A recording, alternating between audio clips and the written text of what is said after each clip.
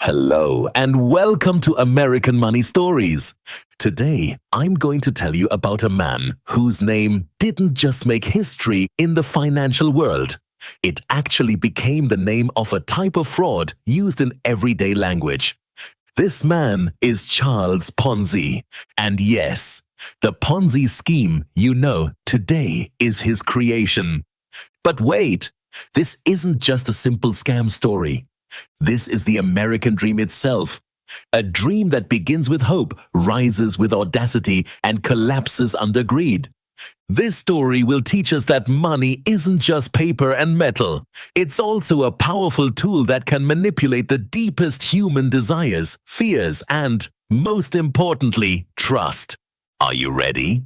Because we're traveling back to Boston in the 1920s, a time when jazz filled the streets, flapper girls ruled the nightlife, and the promise of unbelievable wealth was everywhere. And there, among the crowds, stands a short, flashy man with a sparkle in his eyes, and something far more dangerous behind it. Charles Ponzi.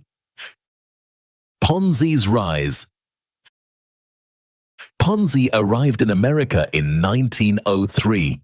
He had just $2.50 in his pocket and a dream of becoming a billionaire, along with a gambling debt he couldn't escape. His early years were a struggle. He worked as a waiter, a translator, whatever job he could find. In Canada, he even witnessed the collapse of a bank and noticed signs of fraud behind it. That experience became his classroom.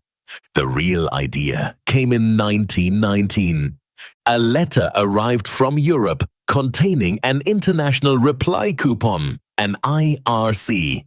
Ponzi noticed something important. After the war, European currencies had lost significant value. That meant you could buy an IRC cheaply in Italy and redeem it for more money in the United States.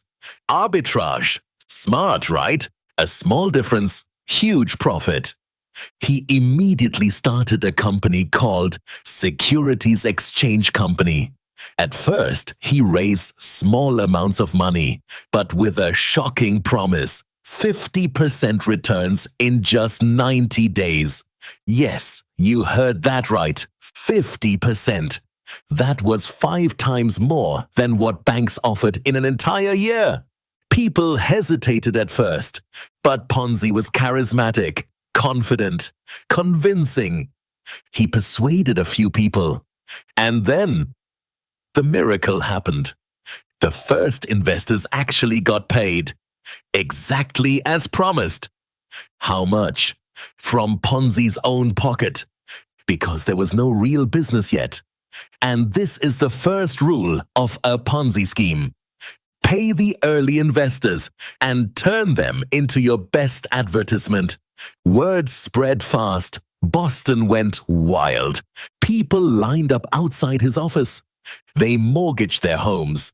They invested their life savings. Ponzi began collecting over $1 million a month.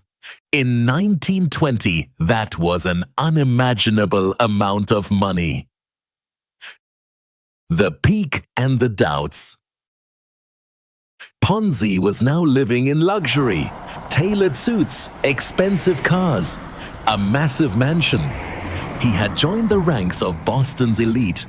To the public, he was a hero, a financial genius who beat the rich at their own game and helped the little guy. But what about those international reply coupons? To generate the profits he claimed, Ponzi would have needed to buy and trade millions of IRCs. The head of the US Postal Service stepped in and made a shocking statement. There weren't that many IRCs in existence anywhere in the world. What Ponzi claimed was physically impossible. Journalists grew suspicious, especially the Boston Post, publisher Richard Grozier, and investigative journalist Clarence Barron. They kept asking one simple question: how does this actually work? Ponzi reacted with anger. He accused reporters of jealousy. But the truth was simple. He was paying old investors with the money from new ones. That was the visible tip of the iceberg. Below the surface, there was nothing. No real profits, no real value. Just money endlessly circulating. And if one day the flow of new money stopped, everything would collapse. The collapse and the legacy. And that day finally came. The Boston Post published massive headlines proving Ponzi was a fraud. Panic erupted. Investors stormed his office demanding their money back. Banks froze accounts. Authorities stepped in. Charles Ponzi was arrested. Millions of dollars vanished. Thousands of people lost their life savings. Boston woke up from its dazzling jazz age dream and faced a brutal reality. Ponzi was convicted of fraud and mail deception and sent to prison. Even after his release, he tried to scam again. Finally, in 1934, he was deported back to Italy. He died in 1949 in Brazil, poor, forgotten, and alone. But he left behind something permanent. A name, a term that still defines one of the most dangerous financial frauds in history, the Ponzi scheme. Conclusion and lessons. So, what does Charles Ponzi's story teach us? First, if something sounds too good to be true, it probably is. Guaranteed high returns should always raise questions. Second, it reveals the weaknesses of human nature. Greed, the desire to get rich quickly, and blind trust. Ponzi didn't just steal money, he sold a dream. And people desperately wanted to believe in it. Remember this, there is always a Charles Ponzi somewhere in the financial world. Only the names and methods change. That's why education, awareness, and emotional control are critical when it comes to money.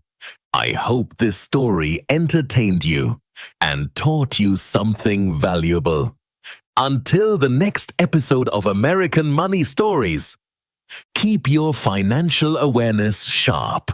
If you enjoy money stories that seem surreal but are 100% true, don't forget to like the video and subscribe. See you in our next amazing story. Goodbye.